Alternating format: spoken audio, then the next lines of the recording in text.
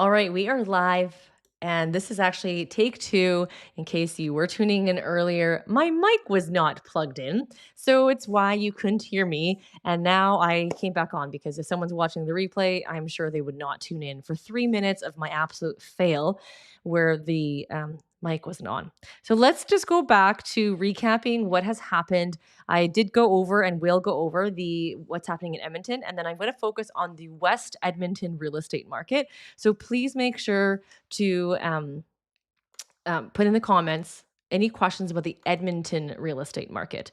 And what we're going to do is talk first about the Edmonton and area in terms of how many listings were on the market, how many pending sales, sold, that kind of thing, so we can get into that mode. Now, my eCam that I use to do this is deciding that it would like to cause issues for me because it says that it can't stream on LinkedIn, which is fine, but it's just now having issues. So now I'm not able to change anything.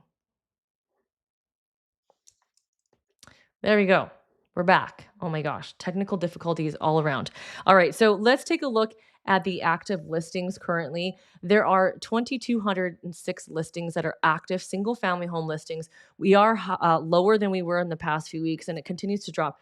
I would hope that it doesn't continue to go down below 2,000. It is already really slim pickings right now in St. Albert Sherwood Park and Spruce Grove, all very similar in terms of that as well too. If you are watching live, please put in the comments where you're watching from, and if you are the first time watcher or this is like your 15th time that you're watching me, thank you so much for watching despite all of my technical difficulties today. Now take a look at the pending sales we have in Edmonton. So these are homes that went under contract. These do not include new builds because new builds don't always track on our MLS system. You take a look at Edmonton, St. Albert, Sherwood Park, and Spruce Grove. It's all very consistent numbers in terms of how many deals went under contract. And it's not, it is a little bit busier than what we normally experience at this time of year. Typically, things start to get quiet. It is October 1st. I can't believe September has come and gone, and we turned on our furnace today because it's cold. And so, if you take a look at the solds, people who have removed conditions in the last 7 days, they, as a quick possession, can get in next week or maybe even a few weeks from now. And you can see the sales are higher and they are still pretty strong in and around the area in terms of conditions removed. And if you take a look at last year at this time, interestingly enough, we were actually slower, even though we had more properties. And even though the interest rates last year were higher than they were right now. So St. Albert, we had more sales this year. Sherwood Park was a little bit lower, but you can see these surrounding areas are pretty similar. And Spruce Grove was quite a bit higher. So definitely our market last year versus this year is a lot stronger in single family. And someone asked about Secord and specifically Secord Heights. So I'm going to talk about Secord. And what I also want to do is talk to you about the differences when it comes to marketing in Edmonton when it comes to the area. Because Secord Heights is a part of Secord, but marketing people like to use different names for communities that are all the same. So, for example, here we are in Secord, and when you look at Google Maps, you see Secord, and you think, what on earth is Secord Heights? And Secord Heights is this section. Let me just see if I can move this map for you here. Secord Heights is right inside. So you see, they don't even label it. This area of Secord on this side is the older, this side here is the older side. This part is a newer side. You've got the rec center. This right here is the rec center called the Lewis Farm site. So that's really confusing because Lewis Farms is down further that direction. And then this is Rosenthal. And realistically, the Lewis Farm site is being built in Rosenthal. There's traffic circles all along here, and Secord Heights is in and amongst this area. There's the David Thomas King School. You've got College Woods in Secord. You've got Secord Heights. You've got traditional Secord. I can't even remember all the different names. And these are just names that builders use to label sections of Secord, basically phases as they continue to open up new phases. But in general, everything is going to be called Secord on MLS. It's going to be called Secord. So let me just show you the market. In the last, I think we went back 30 days here. Yeah, these are all sold in September. We had 1, 2, 3, I think 8 sales in September in Secord, ranging from 380 all the way to 738. Now, 738 is the highest I have ever seen a house sell for in Secord. And it went above list price. No surprise. I'm pretty sure this is in the area that's always seems, yeah, it's in the area where Secord Landing is where the um, pond is here. And Secord Landing, I've had a few listings in there. They've always sold for the highest amount of money. And because they have that walkout, and this one's walking just beside the path here. So you can see this is what sold for 738. Still got a little bit older finishings, but it is located backing a walking path. And the house looks like it's in pretty decent condition. This house looks like it's a Jamin layout, actually. And there's your bonus room upstairs, your master bedroom. This side looks like a Coventry house. Whoops. This is my new system with, if anyone has a Mac, you know, you can click one button and everything clears away. This layout here where there was like the two sinks, that's quite common with, this was a Coventry layout. So I'm not sure if it's a Coventry or Jamin or what it is, but it does look very similar here. So that's houses that sold for 738 just this month. And then there's a big price change, and it goes down to 569, 558. You can see the square footages. And so there was 3 here. If you're looking at building new, you're probably looking in the 6s and 7s in terms of getting a new build house. So Secord has not always been, it says average price of 510. That sounds about right. If you were to take a look at, if we just go into criteria, and I'm going to show you Rosenthal. So just the neighborhood right beside it, towards the Costco.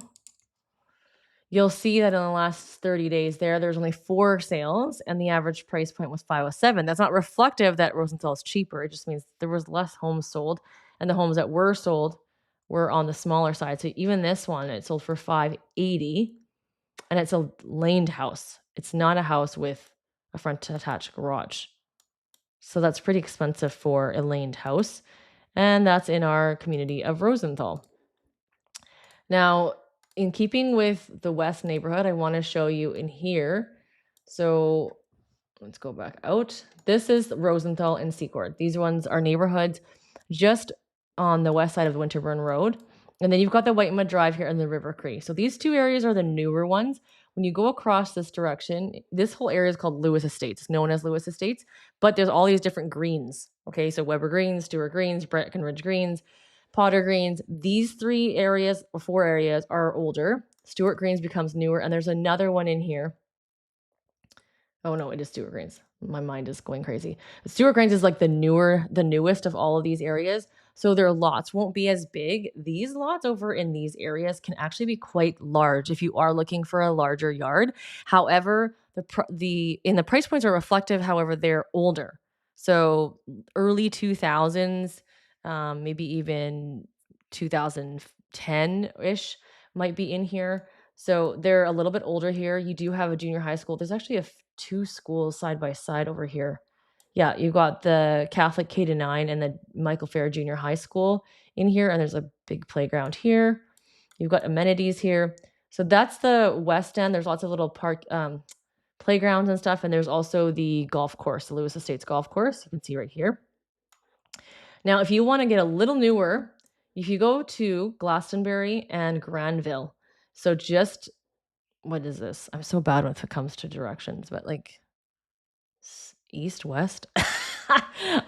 Anyways, Granville and Glastonbury, they're newer in terms of they're not as old as this area up here, but I'd say still probably at least 10, 15 years, maybe even 20 years over here. And then it gets older as you go into here. The Hamptons definitely has some homes. I think there's some homes there from the late 90s, maybe early 2000s. Very large area and very active community league. If you're looking for a neighborhood that's really active, you've got 2 really good schools here, Sister Nada Brockman and Bessie Nichols. That's the public and the Catholic school. Lots of green space. Now you're probably wondering, what the heck is this? You see all this like space here. You're wondering, why is there no neighborhoods? This is the reserve land, and that's why it's grayed out, and that's why the River Cree is here. Edmonton is up to this line here. Okay. Now, if you go down further south of the Hamptons, Edgemont is a much newer area than the Hamptons, and then you move into the Uplands, which is like brand new. And the builders are calling this West Edmonton, but I would leave that up to your discretion on what you think West is, because traditionally West used to be just up to here, and then all this section. And then this was almost southwest, but now they're considering anything that is above this river to be west. Maybe a bit of a stretch, because if you keep looking out, you can see west is really this section, but now they're also taking this as well. And you can see that this leads into, on the Anthony Henday, to the Windermere, Ambleside, Keswick area. This area, Terwilliger Town and South Terwilliger, quite a bit older. So if you want brand new, all the new lots, all the new land coming up, River's Edge, Stillwater, Uplands. I will not talk negatively about different areas, but I will say I don't advise this area. But Uplands and River's Edge can potentially be. Now, they're supposed to have Uplands be like Windermere. There's not very many amenities out here though now. So you have to understand there's nothing schools, there's nothing. Edgemont has schools, but these areas do not have schools. There are some playgrounds in here. There are power lines that sometimes bother people as well. So that's something to consider when you're looking at these areas. But they are brand new areas. And Cameron Heights has been around for quite some time, and there's one way in and one way out. And people either love it or hate it. So that's something to consider. There's still lots of empty land in there. And there's actually a really cool local restaurant in here called Woodshed Burgers. And there's a great bakery here. They also have, that's weird. Well, I hope they didn't shut down. Yeah, Woodshed Burgers and oh, now the name is escaping me for the other restaurant, and it's very odd that it's not showing up on here. Let me just Google Woodshed Burgers. If you haven't gone to Woodshed Burgers in Edmonton, you need to check it out. They have so many different places. Oh, and Hayloft Steak and Fish. It's not showing up because they're not open yet until 4:30. Great place, great story. I'm not going to talk about it in this video, but yeah, this is a great place to eat. But when it's traffic jam time, it will get very busy on this road and on Anthony Henday. Okay, so I'd say this is the West End area. This is also West End. This is in the 90s here, this section. I'd say 80s, 90s it was developed. I grew up in this neighborhood, and it was brand new in the 90s. We weren't even close to getting everything done here.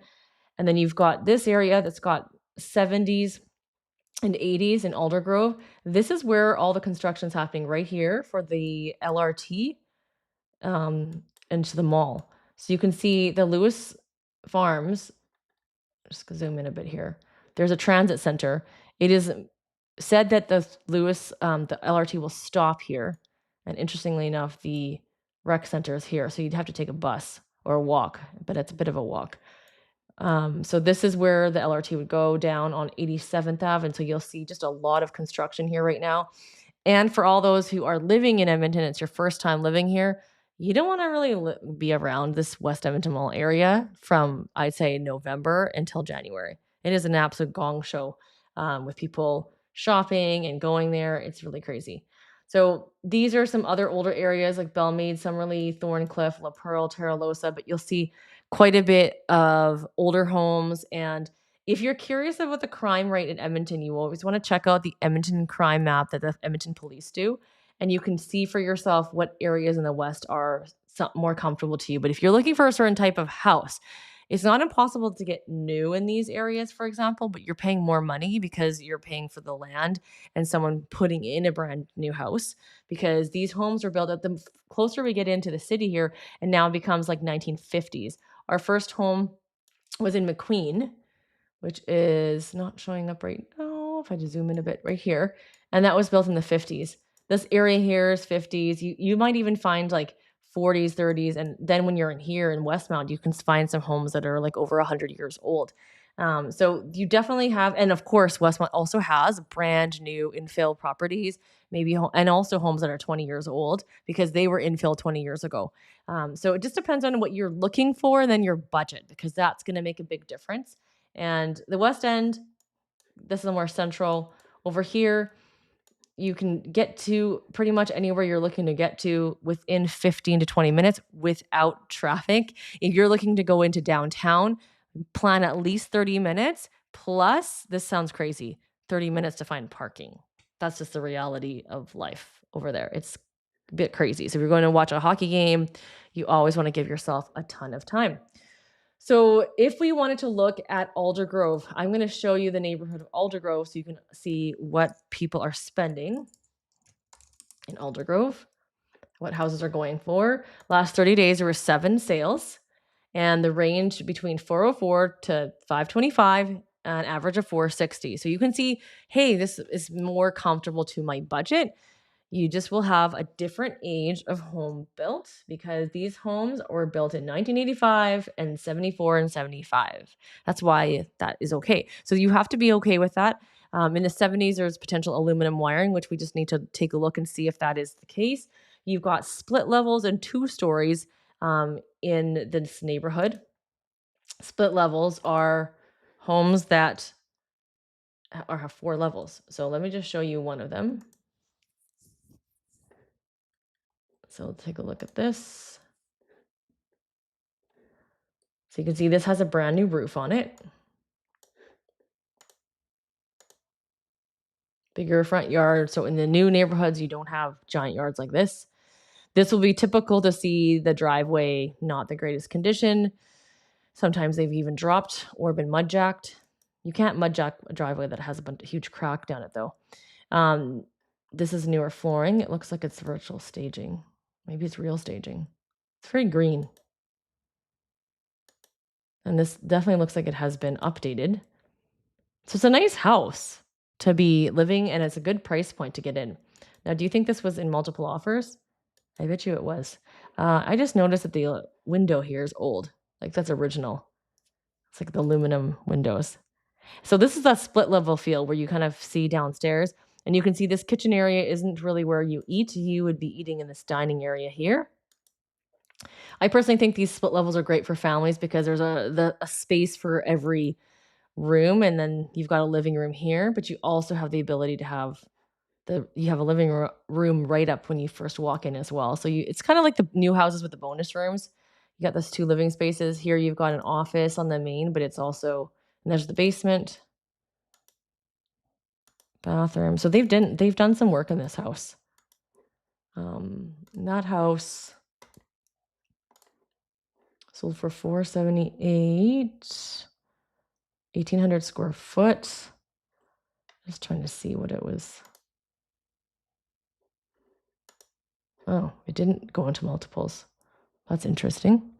I thought it would for sure have gone into multiples, but I think that's the thing. A lot of people are scared to buy an older home these days. And it's important to understand, what you're getting yourself into. Now, this address was located in here, just in here. Now, these houses backing on here, definitely you can hear white mud. That house was located over in here. So it could have been I can't remember if it was on the main road or not.